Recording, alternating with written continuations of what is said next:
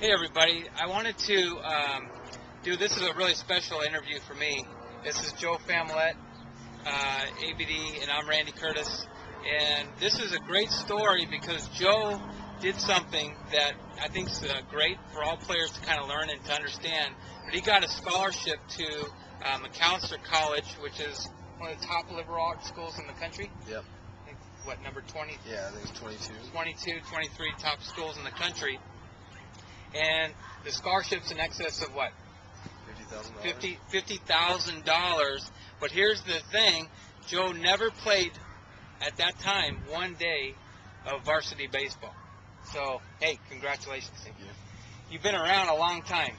You know, I remember when you were, I think, 12, 13 years old. And I don't know if you remember this story, but what I used to teach you guys and tell you guys is if you can grind it out, if you're here when you're 18 years old and you can find a way to make it through, you know, things will work out.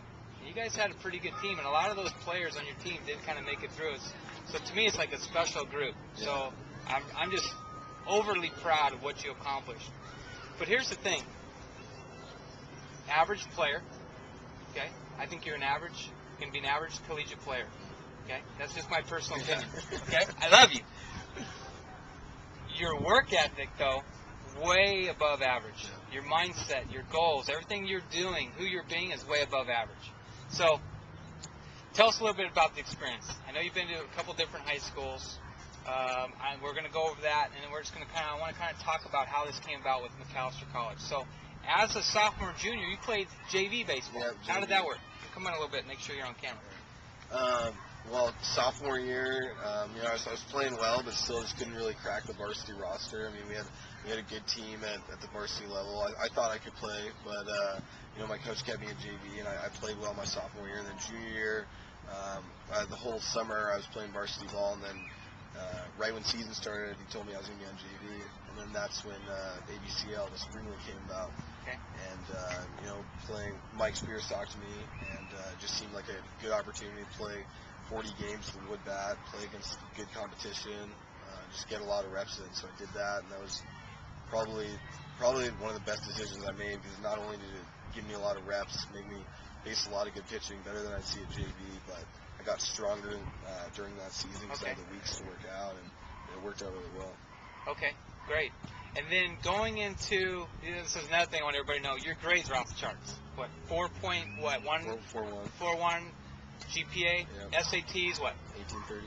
1830, so you're definitely getting after it, you know, on the field, but off the field, you're taking care of business. But these guys got to know. I mean, you got to do your part. So what that does, and I teach these guys, everyone's got to understand, is that's going to give you opportunities, right? Okay, so now here you are, a junior, you're going into the fall. How does this work out with Macalester? Where did they see you? What was the event? Well, it's kind of a scary situation being a junior and then being told you're going to be on JV, because you know your junior year is supposed to be the year where you're finding your college and, you know, hopefully getting that scholarship. Right. And when you're told that you got to play varsity ball, it's tough. And that's where when I started playing the spring league, and it worked pretty much all of the spring season. Summer came about, and I had an opportunity to be in an academic showcase. Okay, so you went to an academic showcase. Yeah, have to have pretty good grades to go there. Okay, what academic showcase was it? It was the TPX. No, it wasn't TPX. It was the Head First Showcase. Head First Showcase. And they're and it's a good story because at the showcase, let players know how the coach came up to you and why. Yeah, it was the first game of the day, and Come in a little bit. it was the first game of the day, and I had 2 hits in the day. I was 2 for 2, and I was out of the game. So there was a foul ball down the line. And that's one of the things that you've always taught me, is that the little things are what gets the most attention. Right. So I was running down, getting the foul ball down the third base line, and then when I'm running back, the coach was already on his way out to the dugout to talk to me. Just pretty much introduced himself, said he was really interested, and started kind of selling me on Macalester.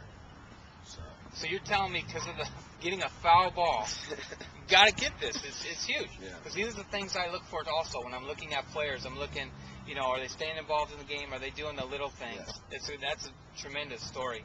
So, okay, so now you've got the communication going with Macalester. tell everybody how that works in there. So once you get in communication with them, are they calling on the phone? Are they emailing you? Yeah. What did you do specifically to make that At happen? the time, right after, I had a really good showcase, and I had about 8 schools contact me. They had from the week from July 1st to the 8th of July, which is the first day, July 1st, that they can call you. I think I got 8 phone calls, a couple Division I programs, and then a Division II program and D3 programs. And then I went through there, and then I kept contact with the coaches. They talk to me every week, send me information, and then when I started researching the schools, going into like more detail about them, and looking at where my best chance to get playing time and get the best education was, I trimmed it down to like 3 or 4 schools, and then I took 2 official visits in October at Kenyon College in Ohio and McAllister in Minnesota. Okay. And I just pretty much fell in love with McAllister. I had a really great group of guys there. And, Garrett Salzman. Yeah. Former ABD player, right? Yeah. So that pretty much I just made my decision from there. And then after that, D3 programs don't give athletic scholarships, but how you do is you get it through academics. So I applied early decision. This is all staying in communication with the coach. Applied early decision December 15th. Found out I got accepted. One of 81 kids accepted in early decision 1. And then from there, I got my financial package back, and I got 80% grant. Wow. And then 10% work program and 10% loans in total. So 100%. 100%. So 100% going to college free. I think I have to pay $84 a year. Okay. That's amazing. Yeah. Now, not playing varsity baseball until your senior year. Congratulations, you're playing varsity baseball now finally. Huh? Yeah. All right. So being able to do that and accomplish that. Yeah. And being able to keep the goal of being able to play in college is amazing. So I'm glad you stuck with it. Because that's the thing, is being able to, know what you want. Even when people maybe give up on you, you didn't give up on yourself. And you're proactive. And that's what I want players to realize is, there was things that you were doing. You're going above and beyond. Okay, I got good grades. I took advantage of my good grades. You know what I mean? So I just want to say congratulations. I mean, it's a true great story for ABD of who you are being. It's all about the approach. It's what we teach players all the time. Having the right goal, and then you're gonna attract good things when you have a great approach. So you earned it. Yeah. You earned it, man. Okay. Yeah, I definitely want to thank you guys, because I know when you're going through the college process and you have people to relay back to, for the college coaches to talk to, like you or Mike or Matt Smith, people who really know the game, and I played with since I was 12 years old. It really did you use the AB name to help you get in? Definitely did. All right. All right, good, man. Congratulations. Thanks, Joe. Thanks a lot. So I hope everybody learns from that. Hey, make sure you get it done in the classroom. Joe's a prime example, that if you're a good player and you've got a great approach and you've got great goals and you know what it is, you got the right mindset, hey, you can make it happen. Okay? Okay, thanks. No problem.